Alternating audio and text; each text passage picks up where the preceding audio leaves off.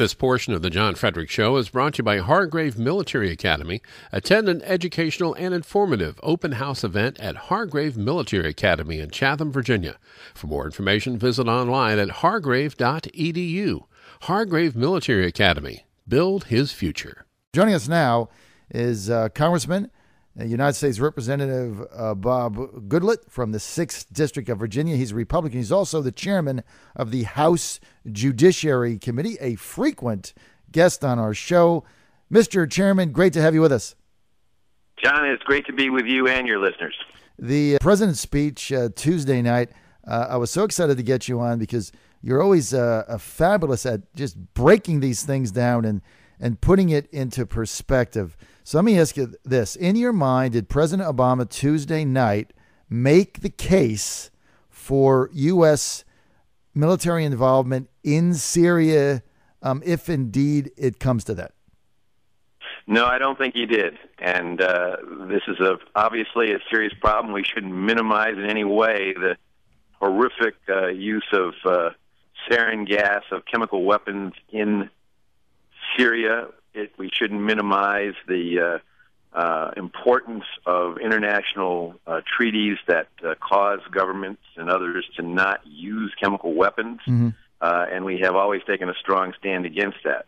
However, the situation in Syria is one that is difficult for the United States to solve, even more difficult for us to solve unilaterally without the kind of international coalition that President Bush and Clinton put together when they went into various countries, and we do not know what the result of this is going to be. Further, the point of firing cruise missiles or making drone attacks on targets in Syria as a result of this chemical weapon, ostensibly based on the president's statement to punish the Syrians for killing innocent people, runs the great risk that, as we know, when we have done drone attacks for very legitimate reasons in wars that we have been engaged in, there's collateral damage. There's civilian casualties. So if we say we're going to punish you for using chemical weapons, and the end result of that is that we kill civilians ourselves, we have not advanced that moral argument. In fact, we may have hurt ourselves and the argument in doing so. So I think the president was right. I think he was pushed to come to the Congress for authorization. When people started saying he should consult with the Congress, I said, no, we should go further than that. He should be authorized to do this. He did not do it in Libya, and I think that was wrong, and I think there have been some unintended consequences there that we have paid for. But I also think that it is really important that he get that congressional approval and that the Congress not simply rubber stamp it. So he was forced to come to us by the British Parliament's vote, by the public opinion, by Democrats in the Congress telling him he should do this. And once he got there, and it was clear based on the classified briefings, based upon what the public was hearing about this, based upon the reaction we were hearing from our constituents, and based upon the plan as it was, that he didn't have something that the Congress could approve. So it's appropriate that he explore other options. I don't know whether something proposed by the Russians and Syrians can be trusted, but we should definitely pursue avenues short of military action. But if he's going to take military action, he's got to have broader international support, and he's got to have a plan that will work and will extract us from something that is clearly a civil war that we have not been involved with to date and should not get involved with without those conditions being met. Mr. Chairman, would it be fair to say of the two things that you just laid out that he needs to get a broad international backing and also the support of the American people? Right now he's got neither, right? Well, that's exactly right. And the members of Congress are the elected representatives of those people. I can tell you that member after member has told me that they get 20 to 1, 30 to 1, 41 communications from their constituents opposed to this. We've received, as of yesterday, well over 2,000 contacts from constituents, and easily over 95% of the people who contacted us were opposed to U.S. military action in Syria, And that wouldn't just include sending troops on the ground, which he's committed not to do. It would also include starting something where we don't know what the ramifications are going to be for, for example, one of our members of Congress has complained bitterly that he has the largest Syrian population of any congressional district in the United States, and the Syrians in his district are overwhelmingly opposed to this, and many of them are Christian Syrians, a very significant minority in Syria, millions of people, very worried about the ramifications of this this civil war, and even more worried about a U.S. involvement like this that could result in their persecution and execution and horrific things happening to them. So all of these things I don't think impress the members of Congress as being taken into consideration in a plan to address this problem. But yes, international community could do a lot of things short of military if they work together, if they cooperated to put extreme pressure on this tin horn dictator. Mr. Chairman, let me ask you this. There's now conflicting evidence coming out that some people saying it was in the Washington Times today, and then in Vladimir Putin's op-ed in the New York Times today, that there's some doubt in some people's mind as to whether or not the Assad regime was indeed responsible for the deployment, the attack of chemical weapons. Some people saying that, well, we don't really have all the evidence we need. It's not airtight. Maybe it came from the rebels. Maybe it was a rogue general. Maybe it was a mistake. Have you seen any evidence that might lead you to believe that we're not 100% positive that Assad was even behind this? Yeah, well, first of all, I don't think we are 100% positive, but I do think the evidence is overwhelming as I've seen it, as I've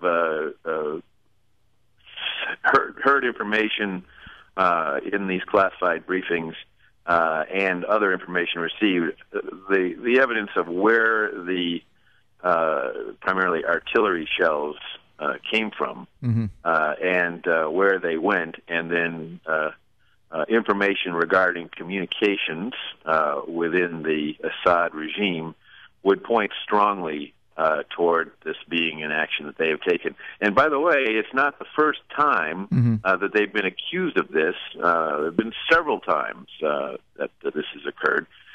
This one, apparently the worst by far in terms of the children killed and a total of maybe 1,400 or more people killed.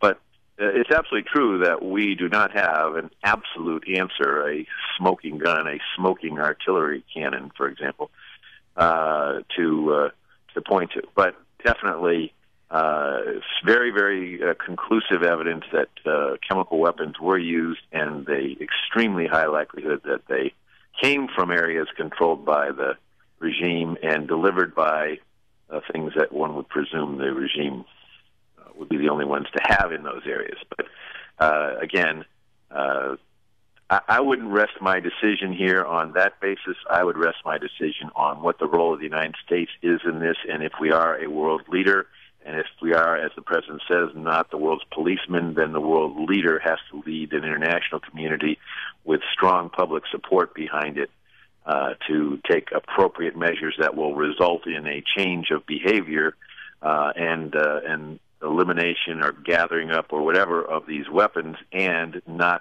see major negative consequences from having undertaken the whole thing. And that's what I think members of Congress on both sides of the aisle were concerned about, couldn't bring themselves to say, yes, this is a plan that has that kind of support and that would work. Final question. If indeed negotiations led by the Russians now break down, Obama goes to Congress, I don't think he's going to carry a majority. What does the president do then if Congress does not authorize his request? Does he just sit on his hands? One thing absolutely he should not do is act unilaterally without congressional approval. Obviously, we have this tension in our Constitution between the president as commander-in-chief and the Congress as the assigned power to declare war, and because we haven't declared war in any conflict since World War II, we have quite a long time ago passed the War Powers Act, which a president signed into law and presidents should live by, even though not just this president, but others have said, well, we're not bound by the War Powers Act because we're the commander-in-chief. The War Powers Act says that under certain circumstances, emergencies, direct threats to the United States, the president can act unilaterally. If there is a nuclear missile headed to the United States, if U.S. citizens are in immediate danger, the Benghazi consulate is a good example where they didn't act, but the president, in my opinion, clearly had authority to act without congressional approval. This is not that situation, and the public has made that clear. The British Parliament made it clear to their prime minister, and I think the outspokenness of many members of Congress, not just myself, and on both sides of the aisle, would really jeopardize the credibility of an already damaged president if he were to act unilaterally. So he's got to continue, if this particular avenue suggested by Putin and seemingly of interest to the Syrians does not result in something, I certainly think he should continue other diplomatic, economic pressure, other work internationally to gather support to keep pressure on Assad. All of those things are well worth pursuing. He shouldn't just sit on his hands, but he should not take military action without congressional authorization under the circumstances that we have seen thus far. Were you caught by surprise when Leadership Speaker Boehner, Majority Leader Eric Cantor, your colleague, came out in favor of the president's position so quickly? Well, I think that there is a very strong sense of concern about what's going on in Syria right next door to Israel. I also think that there's a very strong sense of concern that the president not look weak, and so people in leadership sometimes feel that very strong sense of concern. What this says to Iran and North Korea, which are both known to also have chemical weapons.